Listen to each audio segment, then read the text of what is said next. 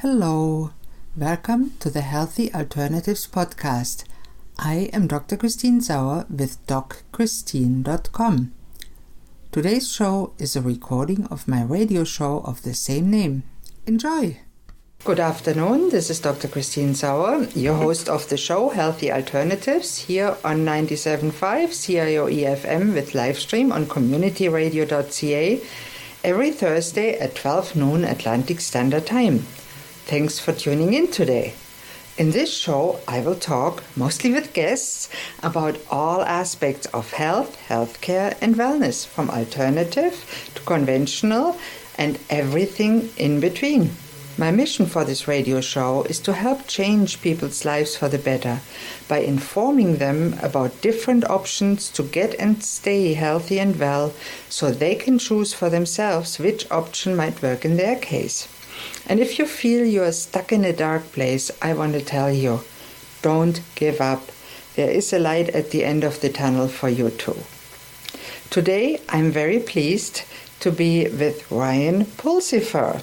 He's a host of the show highschool.ca and a summer student here at CIOE FM. Welcome, Ryan. Thank you for having me. Now, introduce yourself a little bit, tell the people who you are and what you're doing all day. So as mentioned, I'm a summer student here named Ryan, and I'm in high school right now, and so I've always had an interest in talking to people, and probably late, like in grade 10, I had a realization that that's something I could look at as a legitimate option. When I had actually been watching a video of a YouTuber that I watched, and I thought, hey, I could do that all of a sudden. And so it kind of got the gears turning, and I'm a part of the Options and Opportunities program. So because of that, I did a mandatory co-op, and that's when it sort of clicked together to come to the station. So you're still in high school? Yes. You're in grade 12? Going into grade 12 this year. Grade 12, cool. So what's the Options and Opportunities program? Tell us a little bit about that. It's very much based on like a career development standpoint. So you have to, in grade 9 or middle school, usually grade 9 I would think, you would go in an audition and you would do like an interview and submit stuff, and if you get in, you're with about 20 other people. Most schools have it, and there's one O2 class from each year, and you just do stuff like field trips and you do resume building, and it's just a very drawn out program where you get a certificate, so it's just very advanced career development. Wow, that's amazing. So how many people get in and how many apply, do you know? I know about 20 get in. I'm not sure how many applied. If I'm being honest, I'm not sure it was much more than 20, but I'm not sure. That is amazing. So is that more for students that are interested in a certain field, that already made a decision what field they want to go in, or what is it for? I think a lot of it's more based around people who don't know what they're going into, because it's the way that you're getting to do a lot of different things, and there's a lot of different explorations that you're making. But people who know what they're doing as well have the co-op aspect that I'm in now, where you can use that. So that's really fascinating, and I know many people of my generation, I'm probably considered to be old on your standards at 58. I'm certainly a grandma. But I find it fascinating because the time you are in as a late teenager, I would say, is a time of decisions. Lots of decisions to make, lots of changes, not just physical changes, but mental changes. The brain is still growing, the body is still growing, and the emotional part is still growing. So that's really exciting to have somebody here that can talk about that a little bit. Yeah, definitely. I think the physical, by this point, a lot of that's kind of come to a close. Like, I think that's usually more of a middle school thing. Yes. But I think even between grades 10 and 12, you very much see the mental growth. Mm-hmm. Because if you go to any high school and you ask about the youngest grade, every other grade hates them. Because they're still really middle schooly, and they're very loud, and they're not as mature or developed as the other grades. So even just looking at the school, there's a lot of mental development you can see. Some of it comes from classes, some of it comes from the people, some of it comes naturally. Some people don't do it at all, and they stay the way they are. Right. But, yeah. And we know from the medical standpoint that the brain development is not finished until you're 25. Yeah. And that's an interesting part, because you probably are aware of this. Many young people choose to use drugs and alcohol in amounts that are not healthy. Do you see that a lot? It's not as much. I know when we think of like drugs and kids, a lot of people are going to marijuana. I don't see that as much. I see a lot of vaping. There is quite a lot of drinking. It's not as bad where I go to as there are some other places, but you definitely do see it. Yeah, I always find it sad when somebody ruins their brain at an early age, and it happens. I'm glad you didn't do that. Tell us a little bit more about the challenges you face every day in school. Well, I think, firstly, when I got into grade 10, there's a year-long math course, and it's the only time that the math is a year long, and I kind of walked into it going, all right, this is going to be easy. And all of a sudden I was walloped because, oh, no, it's not. And it's something I had never had an issue with before.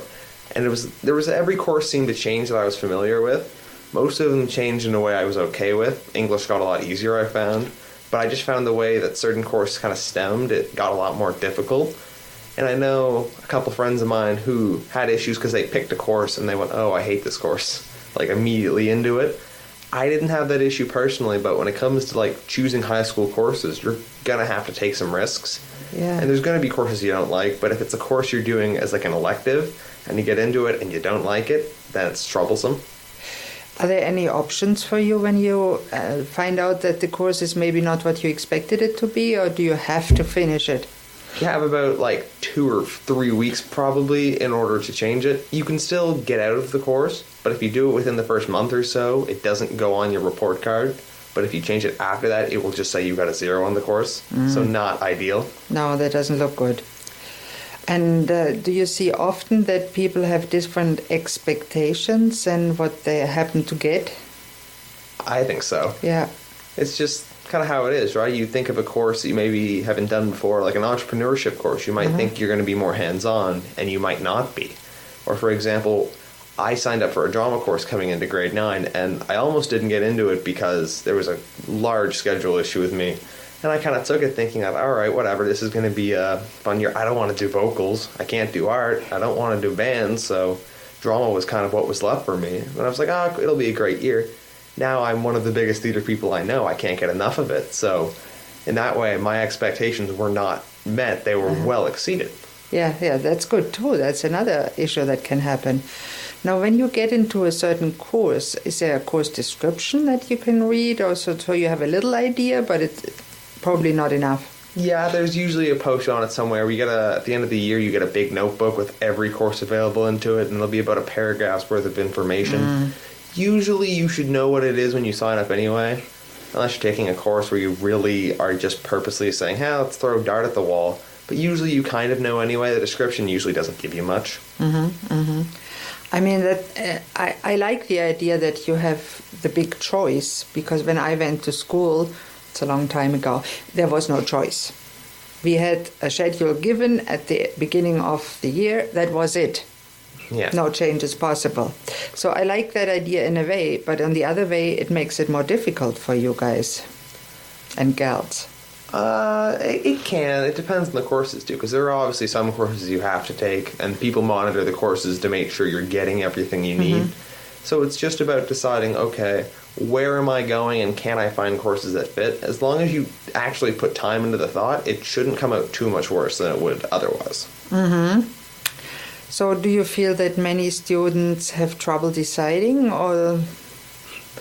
I don't think so. I think because there's also free periods that are available, and you can have one in grade 11 and one in grade 12, or 2 in grade 12, at least at my school. So those are usually almost always there. You've got to have about the same 4 courses. So usually you're only filling about 2 to 3 courses. So usually one of those courses is going to be pretty easy to fill. Sometimes that last course kind of comes down to it. And I know for me personally, I had too many courses I wanted to do. And one of those courses ended up being cut, so it worked out well for me. But if it didn't, then I was going to be leaving a course out. So that would have been difficult. So really you have to study how the courses work and together so you get the right courses. Yeah, I guess. Do you have a counselor or somebody from the school that helps you, a teacher that helps you decide? Yeah, there's 3 guidance counselors that are separated by letters, so it's A to, I can't remember what it is, it's like A to H or something like that. You got 1 guidance counselor. So you can go to them, you got the book with you, and if you know people above you, then that's obviously helpful too. Do you know a lot of people, or did you above you? Now you're on the top yourself? Well, my brother is actually in the grade ahead of me, so I knew all of his kind of group. So I actually did know a lot of people in the grades above me. So that kind of helped me. Not that I ended up listening to any of them, but if I had decided to listen to them and take a free or for example, I had them available. Now, I would like to know how you got into being interested in radio a little bit and into journalism. Well, I had always kind of grown up not knowing what I wanted to do. And the more I thought about office work, it kind of scared me a little bit. A, because I didn't want to get into a routine. And B, I don't know if I'm actually capable of doing it for more than 10 years. So I was trying to think, okay, how do I get around sitting around every day? And what can I do to sort of avoid that? And a hockey YouTuber I watched who I discovered on a whim, and I'm a big hockey guy myself, so which is why I obviously followed him. And I thought, that's pretty cool that he just sits in his room and records. Why don't I do that? And so it was the idea of, okay, I could do that. And then he branched out a lot more. He's actually on TV for Sportsnet at times. And I was like, well, I could take a sort of main lead of something and then have all these different backup areas where instead of sitting around, I'm getting to talk about sports. That's fascinating. And so it's just sports, or do you want to do other things too? It's largely sports. I've looked into things like radio dramas type thing, and I'm actually looking into creating them as well. So there's something like that. I could do some new stuff, but largely it would be sports. So that's your main interest, or do you have other interests too? In terms of a career, that's the main interest, but I do have a lot of other things. Again, I love acting, but it's just not something that necessarily makes sense as a career. Yeah, that's true, yeah. So you think radio makes more sense as a career, or sports journalism or in that direction? I do. Mm-hmm. Now, the others in your class, how many are there in your grade? Is like a whole grade? Mm-hmm. Well, I'm trying to think here, because at the school we have about 1,600 people now. Yeah. So I would probably guess somewhere in the line of about 400 to 500 would be in our grade. That's quite a lot, yeah. So that's really interesting. And I don't know, in the second half of the show, I would love to talk a little bit more about what you do in your highschool.ca show, and maybe a little bit about what you hear about mental health of students, because that is a big issue nowadays. And how you feel as a summer student here. So that lets us wrap up the first half here on 97.5 CIOE FM. Please tune in after the commercial break for more about Ryan Pulsifer and high school life.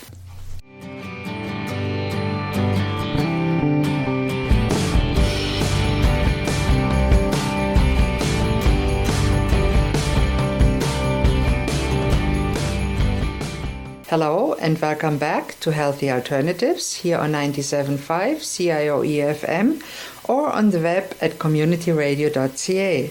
I'm your host, Dr. Christine Sauer, and today I'm talking with Ryan Pulsifer. In the first half, Ryan, we talked a little bit about yourself and high school life in general. And I'm happy to have you back for the second half. And I would like to know a little bit what you do with the show highschool.ca. Well, when it came to the original creation, I wasn't entirely sure what I wanted to talk about, because we have some sports coverage here. And I thought about, things that were actually impacting me at the time. And obviously it was probably middle of April, so I was still in school. So I thought, all right, well, I know school, I live in school, and I've come to really enjoy school. A lot of because of drama class, so I was like, what if I created a show on high school? So I kind of sat down with myself and I sort of thought it through, and I thought, okay, how do I want to go about this? And I had a realization that I didn't want to treat this as just another show, because I thought there is some importance here that could be done. Because on the one hand, you're trying to reach the people who are actually in high school, and however much they listen to radio, you don't really know. You sort of play it by ear, but it's also about sort of being able to talk about to the adults. And I thought, well, if I'm doing that, I want to convey a fair message. I want to convey high school life, not my high school life. So I kind of set it to be, as much as it is about me, I wanted to also be able to talk to other people and include other people's opinions in that. And so I've been able to go out a lot to other schools, and it's been, obviously when it's a new show, there's not as much availability to that. But I've started a new segment here recently where I've just been posting questions online, and I've been reading responses on the air. Because it's not just about me, I'm also trying to read this off, and I'm trying to be about this, because it's highschool.ca, not Ryan's highschool.ca. So I'm trying to showcase all opinions of high school. That's really a very nice topic. So you're not just talking about sports and school issues. What else are you talking about? Any health issues? Anything that sort of qualifies, and I think I summarize it pretty similar. The thoughts, opinions, news, anything that happens around a high school I can cover. Anything that even happens around Nova Scotia that I think is relevant, we can cover. I talked about the Memorial Cup because it's something that a lot of people in high school would care about. It's something that we all like sports. We all like Halifax. It makes sense. Yeah. And just as much, sometimes it's about saying, okay, well, we're feeling this way. Like how are substitute teachers? How do we feel about those? Or stock, how do we feel about that? And talking about the rugby event that happened a while back and all of that. It's just as much about the facts as it is looking at the feelings too. And that's very important because it's a time when many people have feelings that they are not clear about and are very confused about. And that leads us a little bit into the mental health field, because I'm always very sad when I hear that a young person took his own life or her own life over something that, as a ripe adult, we would say, well, what the heck, just switch Facebook off. But how do you see that? When I look at mental health, I know a lot of people like to talk about the big increase over the years. I don't buy that. I think we've hit an era where we're finally comfortable with talking about it, and we've opened up these new avenues to helping people out. But it's still not a great system in my mind, because as much as you can turn to the guidance counselors, if you have one assigned to you, and that guidance counselor doesn't work out as a good guidance counselor for you, I mean, who are you going to turn to? And it's an era where I think bullying is actually down, at least from what I've noticed. It's more of the issues of yourself and online. Like around the school, you don't really catch much bullying. Not to say it doesn't happen, but you don't see it. So it's sort of more of an illness than any form of like bullying or thing. So it's hard to say that it's just because of something like Facebook. No, it's certainly not because of Facebook. But for me as a parent, I would say if my child would watch Facebook and then feel bad because somebody calls them names or something, I would just switch the computer off. Yeah. But many parents don't do that. And it is hard for a young person to be disconnected from a computer, isn't it? Yeah, it is. And the stereotypes are very true on me as well. It's something we've just kind of grown more used to. And if you're not there, and it's not even if you got taken out, if you were never there in the first place, you're sort of a little better off. But like when you've been adjusted to that world, and you've been adjusted too early, which I've noticed is happening more now, it just kind of sets up the same things, because a lot of internet culture is, look at these young kids, and people are getting this stuff earlier and earlier now, and it can sort of lead to a cycle, I think. Have you been solicited on internet to anything indecent, let's put it that way, because there's people out there just looking for young people to abuse? Yeah, I can't say I've ever had encounters with that. I have friends who have been, like mostly female friends, who have been DM'd and stuff like that with all the natural messages you'd expect. But me personally, I've never had that. Yeah, that's very encouraging. So it doesn't have to be. It's not everybody who is concerned about that. Did you get in your show, or do you talk to people that open up to you and say, I am really so sad, I don't know what to do? I can't say I've ever had one of those experiences yet, because at the end of the day, again, I'm not sure I've hit that level yet, and I hope to one day, and I hope to be someone who people turn to. And I've had those discussions not related to the show, but I can't say the show has caused those conversations quite yet. Yeah. Well, that's really interesting. So you had those discussions with people that were really in a dark place, let's put it that way. Yeah. Did you have any of your friends actually be very ill or commit suicide or attempt suicide? No, I can't think of any. It hasn't gone that far that I know of, but I've had people who have been forced into situations where they were not in any good shape. They have been put in some bad relationships, for example, and I've sort of tried to help them get through that with not just getting out of the relationship, but also the aspect of danger that could come afterwards. Yeah, that's fascinating. How do you deal with that? I just kind of speak from the heart, to be honest. And it's funny, as someone who's never been in a relationship, you never quite know if what you're saying is right. With experience, you would know a little better, but you kind of have to gauge by the person what you have to say. And you kind of know this is what they should hear, what they need to hear, so you kind of angle it that way. Mm-hmm. So is it working? I think so. I think speaking from the heart is always a good option, and I really like that you said that. And what are your goals and aims for your life? I want to be someone who makes people laugh. I'm not going to sit out there and say I'm going to do this grand thing. I hope to be a guy who can sit down and talk about hockey and interest people enough that they watch him and find him entertaining. That's kind of the goal. That sounds really interesting. Any other goals? I'm not entirely sure yet. It's kind of a little early to pave. I want to continue to do some acting for fun. I want to, be able Those are all professional goals, more or less. What about personal goals? I mean, even acting isn't, I wouldn't say it's a professional goal, but I definitely want to be able to sit down, have a family. I want to get a group of people who I feel more connected to. Because I have great friends, but there aren't many that I trust on the level of telling my issues to. So I want to try to establish a better group of people for that, whether it's the same people or different people. And how do you go about that? You just have to go out and meet people. You have to put yourself out there, and if you get out and socialize and talk to people and start conversations, and as you go on, you'll start to figure out who you click with and who you don't. That is a fascinating aspect and really a good tip that everybody should take to heart. You have to go out, put you out there. And yeah, it's much more difficult for some people. Like if you have anxiety, it's not as simple as what I say, but you have to find the way to, even if you're not going out and talking to people, put yourself in the situation where people can come talk to you at the same time. Right. So what would you say to somebody that's afraid to put themselves out there? Use your hobbies to your advantage. If you like acting, for example, look at a community theater. If you're an athlete, play sports, go out and do volunteering stuff. Go out and put yourself in a situation where you know like-minded people are, because that's the easiest place to start if you're scared, with people you know you have something with. So to have a common interest. Yeah. Yeah, I think that's a very good tip. And did you yourself ever feel anxious going out, approaching a girl, for example?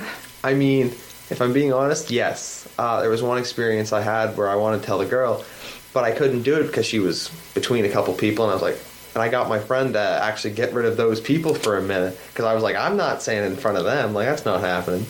So it's not an easy thing, and certain situations are more nerve-wracking than others. You got to just play it by the day. Well, you're certainly a very strong person, and I really want to thank you to come on the show today. It was my pleasure to talk to you. Thank you. And if they want to watch your show, when is it? highschool.ca on the website, or is it a podcast too? What is it? It airs Monday nights at 6 here on the station. Right now it's half an hour. I'm talking a little bit about expanding it, making it a bigger, longer program. So yes, for now it's Mondays at 6 to 6:30. It's just me talking about whatever it is, and I have contacts I list at the end of every episode so you can make contact with me and have discussions, and so that it's available to reach me, and that whatever we talk about can have not just my own knowledge, but other people's too. That's excellent. So Mondays at 6 here on CIOE FM and on communityradio.ca. And this brings me to the end of today's show. Please don't hesitate to contact me with any questions, thoughts, comments, or suggestions, or if you'd like to contact Ryan. My email here is christine@communityradio.ca, or you can contact me through my website, docchristine.com, and I'm always grateful for feedback. I also want to extend a special thank you to today's producer, Luke Eckinger.